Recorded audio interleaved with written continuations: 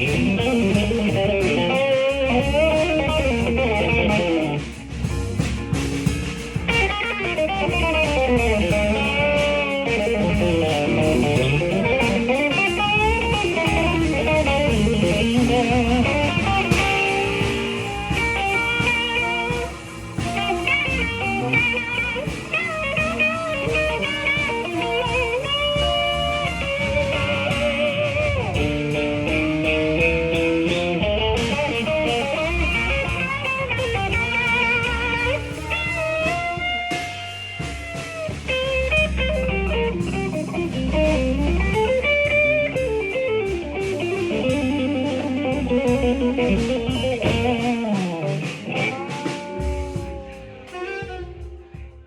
everybody, how you doing? This is Bad Brad, and I just want to let you know that I am now a Sweetwater affiliate. So anything you buy, go to the link in description of this video and you'll see my Sweetwater link. Now check out Sweetwater for superb service and some of the best guitars, amps, pedals, strings, anything you can imagine. They have it, they deliver it to your door, and as a bonus you get Sweetwater candy. It's totally awesome. So check out the link and help this channel out. Thank you so much.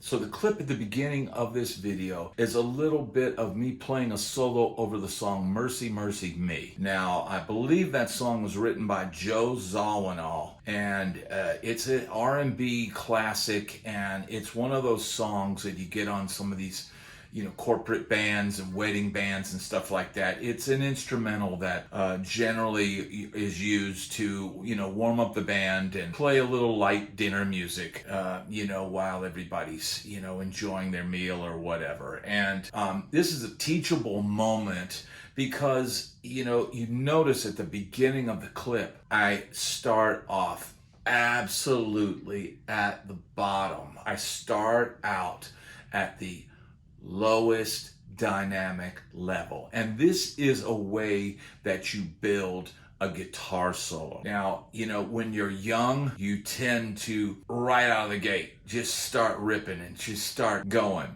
And, that's one way to approach it. But you soon realize that if you do that, you really have nowhere to go. And when you've got a pretty good amount of time, and as you can tell, I don't know if it's about a 1:40 guitar solo. You got a lot of time there to build a solo. So you don't have to just come out of the gate just ripping and this and that. You really have time to build it tastefully and start at the bottom. Build and build and build till it gets to an arc, and then boom, you're out.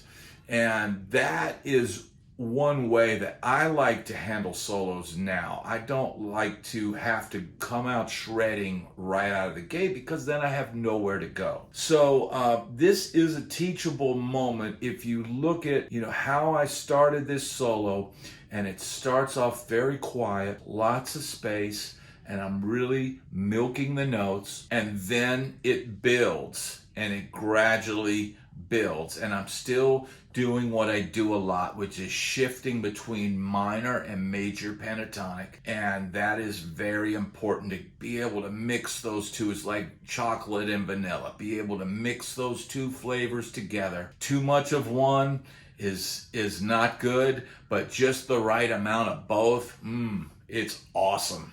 Okay, so I did a lot of that in the solo. I didn't do a lot of outside playing. I mostly kept it within the tonal center, but shifting between that major and minor pentatonic. Now, as the solo went on, I gradually built in intensity, and I kept increasing the intensity.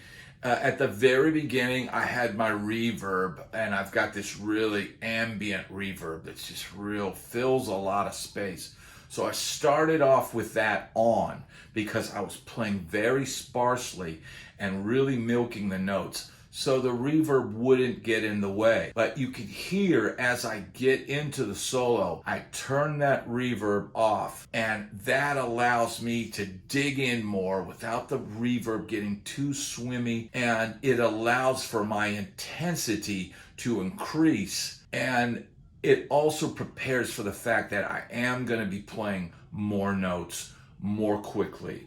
Okay, so this is how I built this solo, and this was not mapped out. I had no idea we were going to play this song. It's just, all these gigs that I do, there is generally no set list, and we literally call tunes as we go, and someone will count it off, and if you don't know it, you'll fall in, you'll hear the changes, and you'll go. And that's part of being in Nashville. It's very much fly by the seat of your pants. And I'm at the point where I prefer it that way because it keeps it exciting for me. If I got a set list and I'm just going straight down the list, I mean, I know what's going to happen. I know I got a solo here. I know I got a solo there. I prefer to kind of be playing and keeping my eye on the band and waiting for the band leader to call my solo. And you never know when it's coming. Sometimes it's right away, and sometimes you got to wait a little bit. And in this case, I waited for the saxophone player to stop, and then all of a sudden, I got the nod. And that really was perfect for me to be able to bring it back down. Now, the other thing that you need is your rhythm section has got to be in tune with your solo. Now, not all players in every situation is going to be able to do that, but I like to literally pull the drums back, or if you're playing with a good drummer like I am in here, the drummer will sense that I'm pulling it back, and they will bring the dynamics down, knowing that I'm going to build it back up through the solo. So having this great level of players on this gig allows me to not worry about what the rhythm section's going to do, or having to, hey, bring it down. I don't ever have to say anything. They hear it. They're listening to what I'm playing, and they're reacting. And if I were to get on some kind of rhythmic motif that was repetitive, you'd probably hear the drummer pick up on that, maybe the keyboard player, or if I play something outside, boom, he'll immediately be there with a chordal response. But I kept this solo pretty much within the tonal center, and only when we got to the 2 chord, or whatever, did I have to venture out of that. But the basic song is like C7 to F7, so it's another one of those kind of funky little bluesy kind of jams. But it's important to know that, one, your picking technique, your dynamics in that. And, you almost have to, as you mature as a player, almost have to force yourself to, I'm not going to come out of the gate on this solo just ripping. I'm going to build this. And getting used to building your solos like this is going to make you a better player. And this reminds me of, we used to have what they called back in the day head cutting. And head cutting was when 2 guitar players would go at it. And, it was in the 80s, you had a lot of that, where you'd have, clips of guys playing, against each other and all that. And, one thing that I learned in doing that is, never try to outshred a shredder. Never try to beat a man at his own game. So if I was in a situation where I had to battle another guitar player, in theory, if he starts out the gate just all over the place, I'm going to go the absolute opposite extreme, and I'm going to play with touch, control, and I'm going to use my mind to play over the chord changes. And that instance, you've just outclassed them by a million miles. Now, people that don't know any better will think, oh man, that guy just kicked you right. But the reality is, no, he did not. You learn to play with taste and restraint, and you can play better than somebody by being more intelligent. Okay, so never try to outshred a shredder.